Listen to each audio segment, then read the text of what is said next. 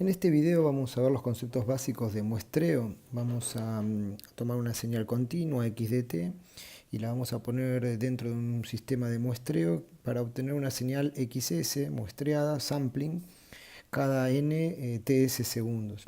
Este sistema tiene primero un filtro pasabajo. Este filtro va a tener una frecuencia de corte que la vamos a llamar Fmax. O sea, la señal esta va a ser una señal filtrada, X sombrero de T, en donde su frecuencia máxima sea Fmax. Y luego tenemos nuestro muestreador, ¿sí? Que en realidad realiza un producto entre X sombrero y un peine de deltas para obtener la X muestreada SDT.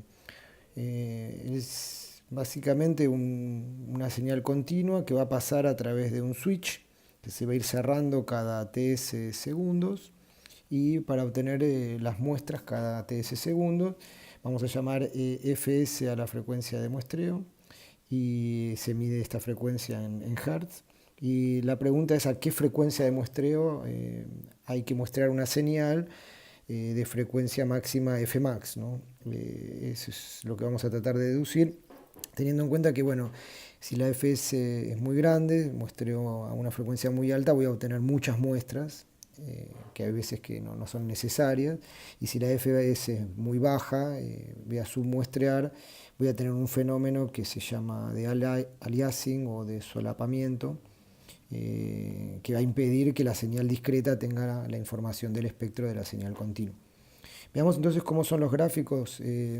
Acá tengo dibujada la señal x de t, una señal cualquiera en el tiempo, y a través de su transformada de Fourier tengo la señal x de f de t, donde f está en Hz. Yo inventé una forma del espectro. Lo primero que va a suceder entonces es que el filtro pasa abajo, va a convertir esta señal x de t en una señal x sombrero de t. O sea que vamos a tener una transformada de XF, y como pasó por un filtro pasa abajo, imaginemos que el filtro pasa abajo fuese una cosa así, ¿no? El efecto del filtro va a producir que el espectro, ¿no?, sea más o menos así. Van a dejar pasar solamente hasta la frecuencia Fmax. Es muy importante que antes de muestrar cualquier señal se limite en banda la frecuencia máxima de la señal. O sea que nuestra señal X sombrero va a ser un poco más suave que esta. Imaginemos que, bueno, yo acá les hago una cosa así, más suave. Esa es la señal que tengo acá en XDT, esta que está marcada acá arriba. Esa es la señal que voy a muestrear. Es muy importante limitar la frecuencia máxima antes de muestrear. El peine de deltas básicamente son deltas de área 1 separados ts segundos, y su transformada de Fourier son otros deltas cada fs Hz. Yo acá abajo tengo hecho la transformada de Fourier de esta señal. Fíjense, si ustedes tienen una señal delta de periodo ts, el c sub n es 1 sobre el periodo, la integral de un delta, el único delta este que queda en este periodo ts, por e a la menos n omega 0, digamos, t. Esto me da 1 sobre ts. Y recuerden que la transformada de Fourier de una señal periódica, ¿no?, si yo la reconstruyo, básicamente tienen que multiplicar por 2pi los c sub n, ¿no? Esto es 2pi c sub n, y me quedan deltas en la frecuencia, que son estos deltas que estoy observando acá. El efecto sobre la velocidad del switch sería lo siguiente. O sea, si ustedes aceleran el switch y los deltas estos se acercan unos a otros, acá van a obtener el efecto opuesto, se van a alejar estos deltas. Perdón. Al revés, si hacen muy lento el muestreo temporal, estos deltas en frecuencia se van a terminar acercando. O sea, hay una relación directa entre el comportamiento temporal y el comportamiento frecuencial, ¿no? Recuerden, por la propiedad de escala, cuando el tiempo lo achiquen, lo compriman, van a expandir la frecuencia. Muy bien, entonces recuerden en el diagrama, ahora voy a multiplicar, ¿sí?, la entrada por el peine. O sea, van a hacer un producto entre estas dos cosas. Acá hay un producto. Cuando multiplican en tiempo, en frecuencia convoluciona. Así que el efecto en frecuencia va a ser la convolución. Fíjense el producto en el tiempo, lo tengo dibujado acá. Cada delta, recuerden que tiene amplitud infinita, y el área del delta va a pasar a ser el valor de amplitud de la señal. O sea, por ejemplo, este delta que vale 1, ustedes van a tener acá el valor de la señal en 1, y ahí van a tener el primer delta. es un producto temporal.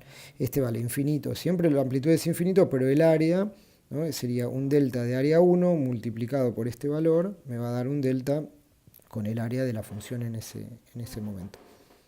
Y así tienen la señal muestreada, perdón, y así tienen la señal muestreada. La pregunta ahora es a qué frecuencia tengo que muestrear para que el espectro original esté representado por estas muestras, ¿no?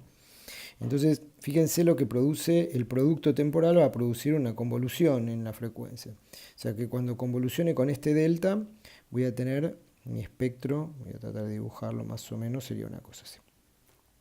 Cuando convolucione con este delta, mi espectro, que ya está filtrado, va a ser una cosa así. Lo mismo cuando convolucione con este. Lo que van a ver es básicamente que tienen replicado en el espectro original, lo hicieron periódico de alguna manera. Y acá claramente ven que acá van a tener Fmax, acá van a tener menos Fmax.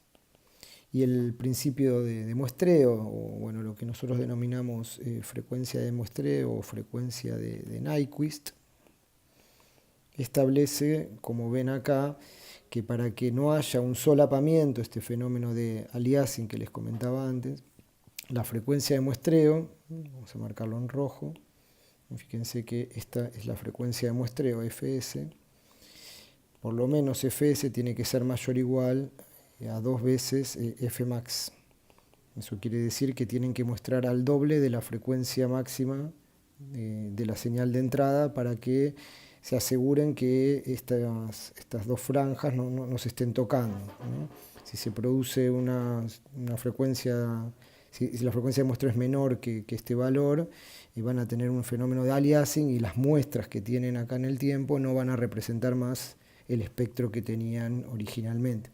O sea que, en resumen, un sistema de muestreo se compone de un filtro pasabajo que limite la frecuencia máxima y un peine de deltas a una frecuencia, una tasa de muestreo que sea por lo menos el doble de esta frecuencia máxima, y de esa manera las muestras que tienen temporales, a pesar de no tener la señal continua, ¿no? Cada una de estas muestras temporales, las que ven acá, contienen la información del espectro replicado. Bueno, como esta es una señal discreta, su espectro es periódico.